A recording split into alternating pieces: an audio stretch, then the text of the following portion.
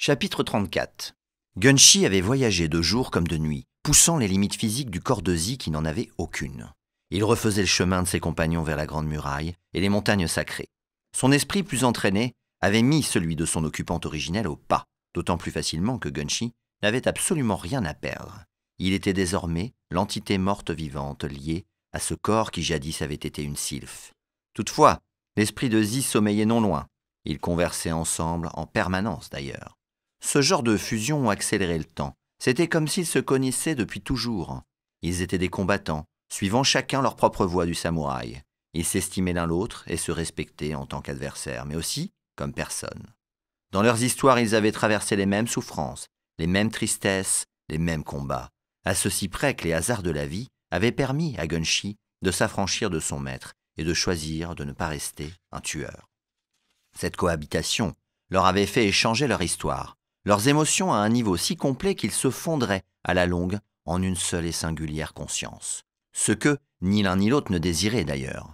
Derrière l'estime réciproque qu'ils se vouaient l'un l'autre, se dissimulait un sentiment naissant d'attrait partagé qui ne pouvait s'épanouir qu'entre deux individus distincts. C'était soudain, comme seul frappe les coups de foudre. C'était également un émoi sérieux qui posait un double problème. Il n'avait qu'un corps de mort-vivant pour deux, et jusqu'à présent Gunshi n'avait fait que poursuivre une obsédante quête du suicide. Cette envie restait présente et se mêlait à cet embryon d'amour. Autant dire que Gunshi se saisirait à l'avenir de toutes les occasions de se sacrifier pour que l'esprit de Zi survive. Gunshi était un indécrottable romantique. Lorsqu'ils arrivèrent sur la Grande Muraille, ils découvrirent une plaine dans laquelle s'empilaient des milliers de statues en un tas immense, la signature de Stena. La multitude innombrable était là, s'étendant dans la totalité du paysage à perte de vue depuis le bas du rempart jusqu'à l'horizon. À l'exception de celle qui amoncelait les pétrifiés, toutes les autres créatures attendaient immobiles. Il perçut l'esprit de la multitude rôder autour de lui. Toutes les têtes de la plaine se tournèrent dans sa direction. Des milliers d'yeux crevés, décomposés, absents, l'observèrent. Gunshi sentit monter une peur ancestrale au plus profond de son être, mais tant qu'il resterait sur le rempart, il ne risquait rien. Un tel nombre, c'est incroyable, pensa-t-il très impressionné. Une voix lui répondit dans sa tête. Nous sommes plus d'1 million, bien au-delà de ce que ton regard peut voir, mort-vivant. Oh, mais je constate que vous êtes deux esprits à vous partager ce corps. Venez vous rejoindre notre multitude. Gunshi recula d'un pas, mais Zi lui envoya un peu de son courage. Elle l'observait. Il se sentit touché dans son honneur. Gunshi ne voulait pas la décevoir. Que s'est-il passé par ici? Je recherche celle qui a statufié cette plaine et son compagnon. Sont-ils en vous désormais? Non, ils ne font pas partie de moi, répondit l'esprit de la multitude qui débordait jusque Gunshi. Il s'en est fallu de peu. Veux-tu voir notre rencontre, petit mort-vivant? Tu pourras ainsi peut-être m'expliquer à qui je dois cette intrusion.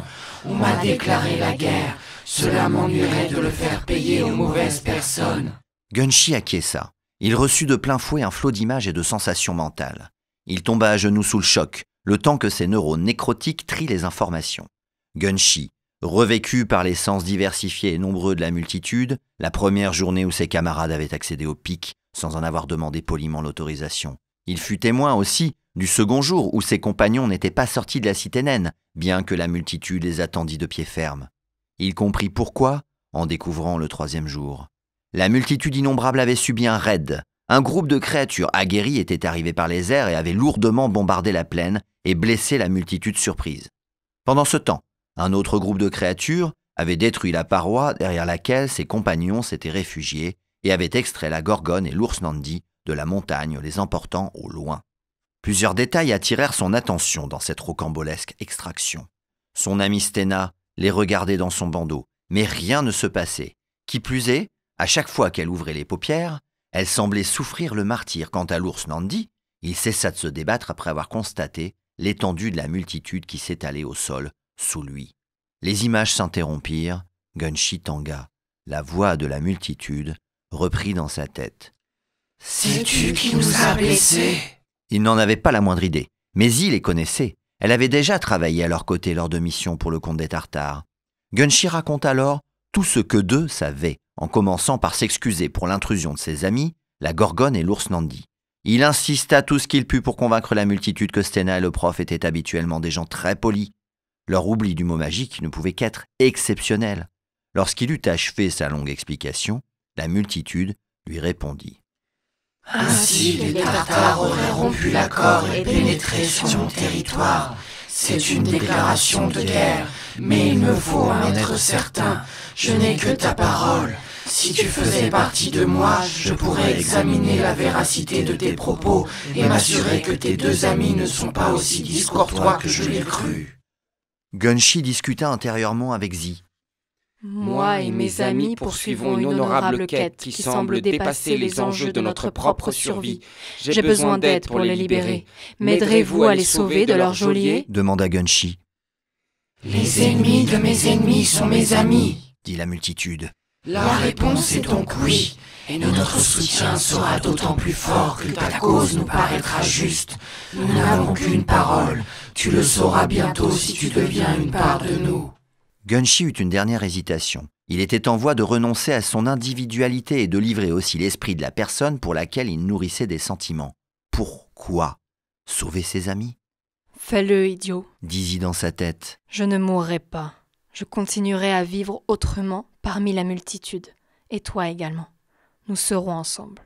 Très bien, dit Gunshi à haute voix. C'est d'accord. Il se laissa tomber du haut du parapet.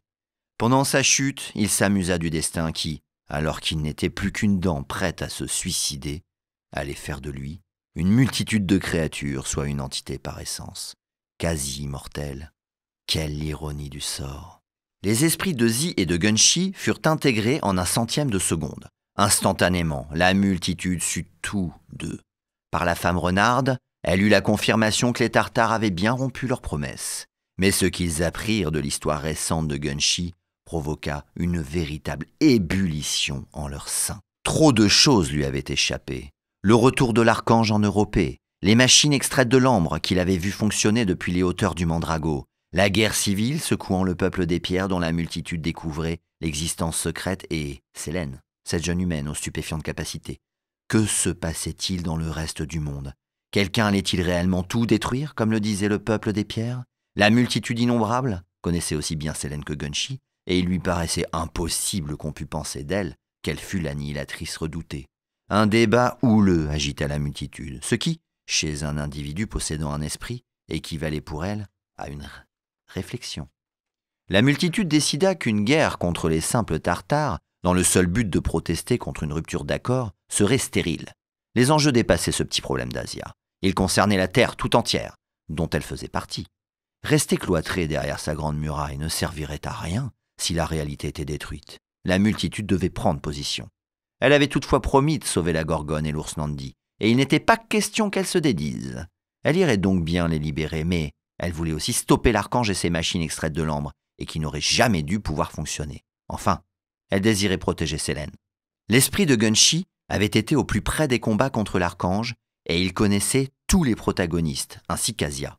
Par son histoire, il avait vécu des batailles. Il était au cœur de l'immense imbroglio qui se jouait dans le reste du monde. Il était celui qui, parmi la multitude, sembla le plus à même de la guider.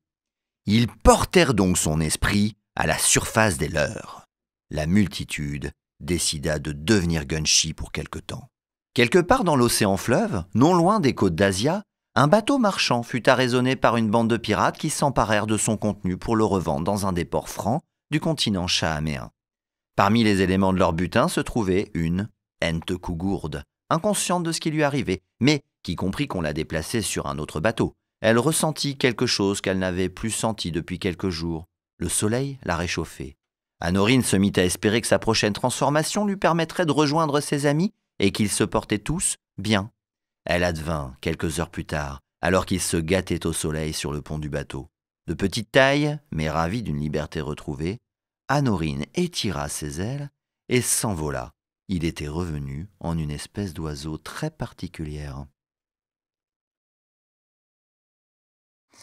Clap-annonce. Chapitre 34, première. Chapitre 34. Anorine se mit à espérer que sa prochaine transformation lui permettrait de rejoindre ses amis et qu'ils se portaient tous bien. Elle advint quelques heures plus tard, alors qu'ils se gâtaient au soleil sur le pont du bateau. De petite taille, mais ravi d'une liberté retrouvée, Anorine étira ses ailes et s'envola. Il était revenu en une espèce d'oiseau très particulière. C'est pas du professionnalisme, ça, mec. Wow.